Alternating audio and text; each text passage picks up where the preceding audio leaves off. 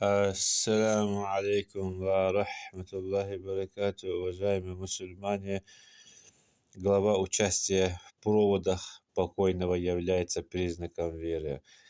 Итак, передаются слов Абу Хурейры, радиллаху анху, что посланник Аллаха, саллаллаху алейхи вассалям, сказал: тот, кто проводит в последний путь покойного мусульманина, храня веру и надежду на награду Аллаха, и останется с ним до тех пор, пока не прочитает заупокойную молитву и тело не предадут земле, вернется с наградой в 2 карата, каждый из которых будет величиной с гору Ухуд.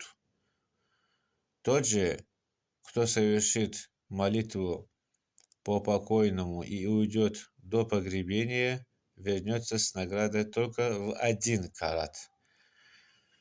Ухуд, уважаемые мусульмане, Ухуд – это гора, название горы в 5 километрах к северу от Медины.